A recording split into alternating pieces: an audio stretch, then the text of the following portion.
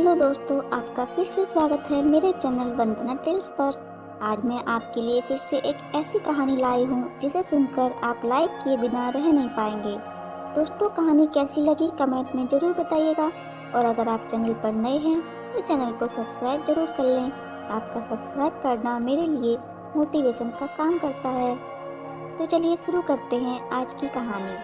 क्या मथुरा, क्या बरसाना, क्या गोकुल, क्या नंदगांव। मतलब यह है कि ब्रज क्षेत्र की इंच इंच जमीन पर पतिव्रता सुशीला की महिमा गाई जाती थी। लोग कहते कि अगर साक्षात पतिव्रता नारी के दर्शन करना चाहते हो तो देवी सुशीला के दर्शन करो। थी भी यही बात। सुशीला की जिंदगी का हर पल अपने पति के लिए था। पति के दर्शन किए बिना वह जल न पीती। एक बार वह अपनी एक सहेली के यहाँ गई। सहेली का पति कहीं परदेश गया हुआ था, लेकिन खाने के लिए सहेली ने नाना प्रकार के स्वादिष्ट व्यंजन पकाए थे। सुशीला यह देखकर हक्की बक्की रह गई।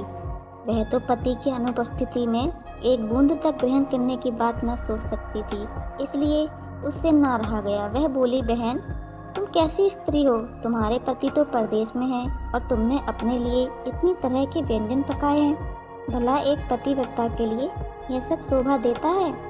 सच्ची पतिव्रता तो वह है जो पति को देखे बिना जल तक न पिए।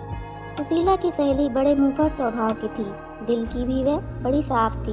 बोली, बहन सुशीला, यह सब ढकोसलेबाजी मुझसे नहीं चलती। अगर मैं अपने पति के बाहर होने पर भी अच्छा खाना खाती हूँ तो इसका मतलब यह तो नहीं होता कि मैं उन्हें नहीं चाहती। मैं तो जैसी खुश उनके सामने रहती हूँ वैसे ही उनके पीछे भी। अगर कोई मुझ पर उंगली उठाने पर भी तुला होगा तो उसे मैं रोक नहीं सकती। बाकी यह तो सिर्फ मैं जानती हूँ या मेरे पति कि हम एक दूसरे को कितना चाहते हैं। सहेली के इस जवाब से सुशीला जल भुनकर रह गई। उसने मुंह चुनिया कर कहा, यह तो सब ठीक है, लेकिन तुम पतिव्रता नहीं हो। पतिव्रता स्त्री के लिए शास्त्रों में लिखा है कि पति की गैर हाजिरी में वह जल तक ना पिए। सहेली ने इसका भी करारा जवाब दिया। बोली, ऐसे शास्त्र मेरे ठेंगे से। अंत में बात यहाँ तक बढ़ गई कि सुशीला तुनक कर अपने घर लौट आई। घर आकर सारा किस्सा उसने अपने पति को बताया। पति भी सुशीला को बहुत चाहता था और उसकी निष्काम पति भक्ति से बहुत प्रभावित था। फिर भी कभी कभी उसे यह जरूर लगता था कि यह सब ढोंग है। अगर पति एक महीना तक घर पर ना रहे तो क्या कोई स्त्री बिना अन्न पानी के एक महीना तक रह सकती है? और उसे लगा कि यह बिल्कुल असंभव है। अगर कोई जिद्दी स्त्री इस बात पर अड़ भी जाए तो जीवित नहीं बच सकती। यह सोचकर पति ने सुशीला की परीक्षा लेने का विचार बनाया। कई दिनों तक वह तरह तरह से सुशीला को कसौटी पर कसता रहा, लेकिन सुशीला हर बार खरी उतरती। कभी वह स्नान देर से करता तो कभी खेत से ऊपर ढले लौटता। कभी कभी तो ऐसा होता कि पड़ोसी थाली तक सामने होने पर वह बहाना बनाकर बाहर निकल जाता और दिन ढले लौटता। लेकिन सुशीला ने कभी भी पति के खाने से पहले पानी तक न पिया। एक दिन सुशीला के पति ने कहा, आज मेरा मन खीर और पुआ खाने का हो रहा है, इसलिए खूब इलायची गरी डालकर पुए और चिरौंजी किशमिश केसर डालकर खीर बनाओ। ये दोनों चीज़ें सुशीला को भी बड़ी प्रिय थीं, इसलिए खूब मन लगाकर उसने ये चीज़ें बनाई। केसर और इलायची और देसी घी की सुगंध ऐसे बनाते समय ही सुशीला के मुंह में पानी आने लगा।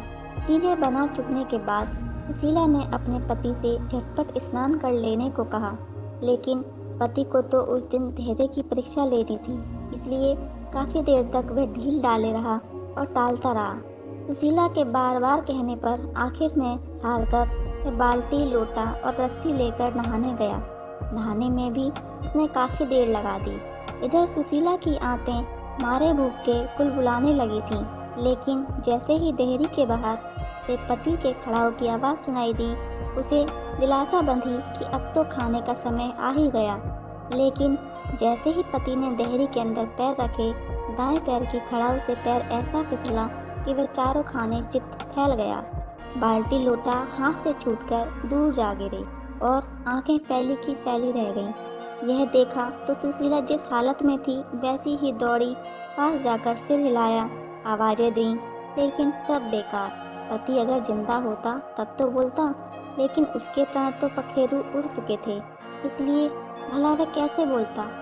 सुशीला की आंखें डबडबा आईं और गला भर आया। उसका मन हुआ कि धाड़ मार मार कर रो पड़े, लेकिन तभी उसे खीर और पुए का ध्यान हो आया। उसने सोचा कि पति अब मर ही गए हैं, रोने से जी तो पाएंगे नहीं। हाँ, आस पड़ोस के लोग जरूर जुड़ जाएंगे और तब खीर पुए खाने का मौका तो मिलने से रहा। इसलिए बेहतर यह होगा कि पहले मैं खीर पुए खा लूँ, तब रोना धोना शुरू करूँ। यह सोचकर वह चुपचाप गई और जल्दी जल्दी खीर उड़ाने लगी। पुए अगले दिन के लिए रख दिए, क्योंकि उनके खराब होने का डर ना था। असलियत यह थी कि पति मरा ही नहीं था, बल्कि मरने का नाटक किए पड़ा था। इसलिए अपनी पत्नी की ये सारी हरकतें वह देखता रहा। जब सुशीला खीर खूब जी भरकर खा चुकी तो झटपट मुंह धोया और लंबा सा घूंघट निकालकर पति के पास गई और सीने से चिपटकर रोने लगी। रोने के साथ साथ वह यह भी कहती जाती, तुम तो चले पर धाम को, हम हूँ सुख कुछ बखो। उसका पति कुछ देर तक तो उसके नकली प्रेम और दुख को सहन करता रहा, लेकिन अंत में उससे ना रहा गया और जैसे ही सुशीला ने अपना जुमला तुम तो चले बरदाम को, हमको सो कुछ बखो खत्म किया, वैसे ही उसके पति ने उसी से मिलता जुलता एक जुमला जड़ दिया। पति का जुमला इस प्रकार था, खीर सड़ोपा करी तो पुआनों को तो चखो। अब तो सुशीला की ऐसी हालत हो गई कि काटो तो खून तक न निकले। उसे क्या पता था कि उसका पति नाटक किए पड़ा है और उसकी परीक्षा ले रहा है। मन ही मन वह रह रहकर अपने आप को कोसती रही कि यह क्या किया। रोना जवान पर काबू रखकर बुद्धि से काम लिया और उसके बाद फिर कभी किसी ने सुशीला के मुंह से अपने पतिव्रता धर्म की तारीफ नहीं सुनी। पहले जैसी डींगे हाँकना अब सुशीला ने बंद कर दिया था। दोस्तों, कहानी कैसी लगी कमेंट में ज़रूर बताइएगा। धन्यवाद।